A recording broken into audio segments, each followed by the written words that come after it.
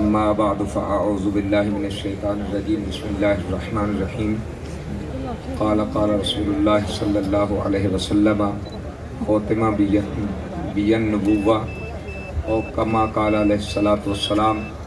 الصلاۃ والسلام علیک یا سیدی یا رسول اللہ وعلی آلک واصحابک یا خاتم النبیین۔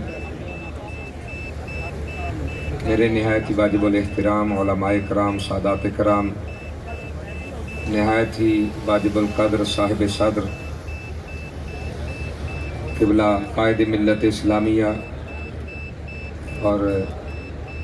نہایت ہی واجب الاحترام صاحبزادہ بھائی محمد انس حسین رضوی صاحب، نہایت ہی واجب الاحترام اراکین شورا اور پیر سید ظہیر الحسن شاہ صاحب زیدہ شرفہ، سب سے پہلے میں مبارکباد پیش کرتا ہوں شمالی پنجاب کے سرپرست اعلیٰ امیر محترم جناب پیر سید عنایت الحق شاہ صاحب کو، اور ناظم اعلیٰ جناب حضرت علامہ مولانا غلام عباس فیضی صاحب کو، اور ان کی پوری ٹیم کو جنہوں نے اس عظیم الشان ختم نبوت کانفرنس بر موقع گولڈن جوبلی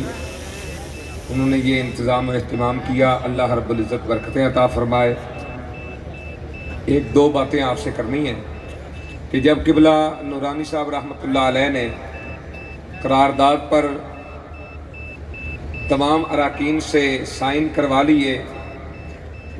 تو جب جا کے اسپیکر کو پیش کی وہ قرارداد، تو پاس ذوالفقار علی بھٹو بھی بیٹھے تھے۔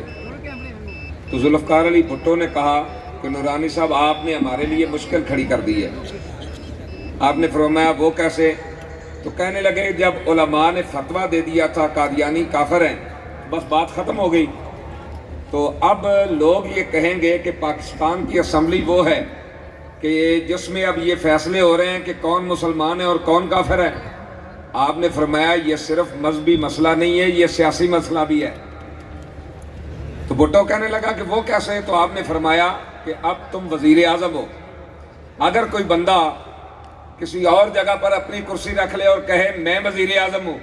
تو تمہارا اس بارے میں کیا خیال ہے؟ تو کہنے لگا دو باتوں میں سے ایک ضرور ہے، یا وہ پاگل ہے یا وہ آئین کا غدار ہے،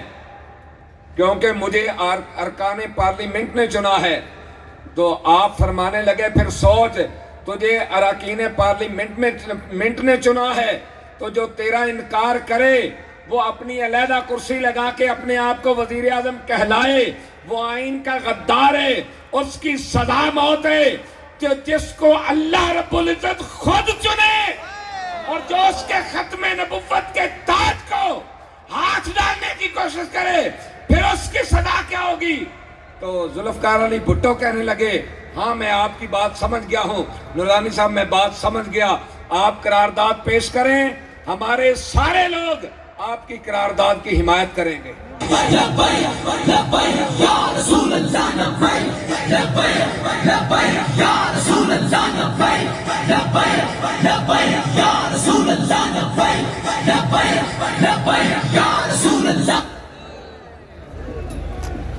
قرارداد پیش ہو گئی،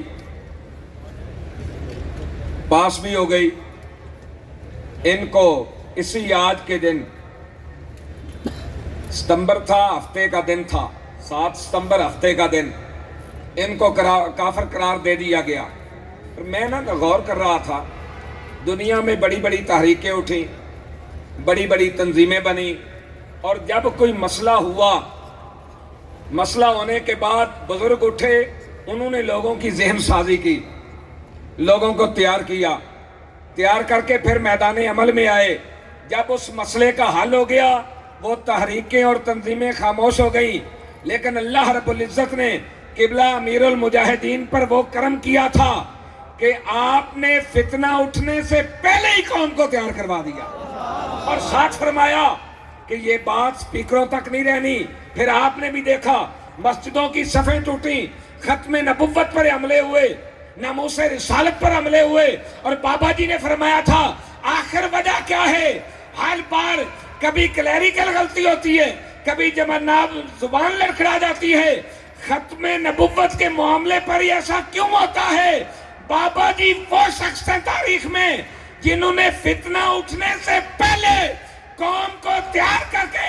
میدان میں کھڑا کر دیا کہ آؤ میدان میں، اب تم نے ختم نبوت پہ بھی پہرا دینا ہے، ناموس رسالت پہ بھی۔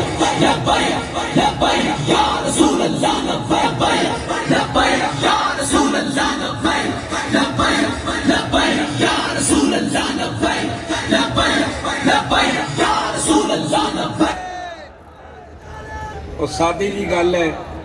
لاتوں کے بھوت باتوں سے نہیں مانتے۔ لاتوں کے بھوت ہے، یہ جو تحریک میں جان ہے نا، یہ مت کوئی سمجھے کہ جناب یہ میرے کردار کی وجہ سے ہے۔ کوئی بندہ اپنے ذہن میں یہ خیال نہ کرے کہ یہ میری محنت اور میرے کردار کی وجہ سے ہے، یہ ساری کی ساری تحریک میں جان بابا جی کے اخلاص کی وجہ سے ہے۔ بابا جی فرمایا کرتے تھے جو کام بے غرض کیا جاتا ہے اس کی جزا کچھ اور ہی ہے۔ تو اب وہ لوگ جو ختم نبوت پر حملے کی سوچ رہے ہیں، جو ناموس رسالت میں اپنی من مرضیوں کی سوچ رہے ہیں، اور جو ان کی پیچھے بیٹھ کر پشت پرائی کر رہے ہیں، اور آج جناب بڑے بابانگے دوہل کئی ایسے ہیں جو ختم نبوت کا کریڈٹ اپنے گلے میں ڈالنے کی کوشش کر رہے ہیں اور اس کے لیے بڑی بڑی باتیں کر رہے ہیں۔ ان لوگوں کو آنکھیں کھولنی چاہیے۔ چشم فلک نے یہ نظارہ دیکھا، اگر 22 دن ختم نبوت کے لیے کسی نے میدان لگایا بابا جی کی قیادت میں تو تحریک لبیک یا رسول اللہ پاکستان ہے، اور اگر سپریم کورٹ کے اندر کسی نے پہرا دیا تو وہ تحریک لبیک یا رسول اللہ پاکستان ہے، اور اگر باہر سے اندر تک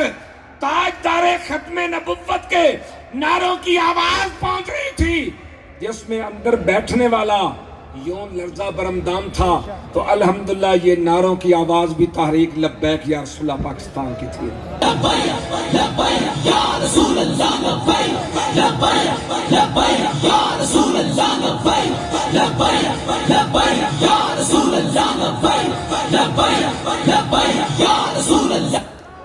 کہ اجے بھی جے کسی نے ذہن جو شوق ہے نا کہ اسی ختم نبوت پہ حملہ کریں گے یا جناب کسی جگہ تے کوئی تبدیلی کریں گے، سن لو تحریک لبیک یا رسول اللہ میدان دے اندر موجود ہے، ہر بے ادب گستاخ دا کچومر کٹ کے رکھ دے گی انشاءاللہ۔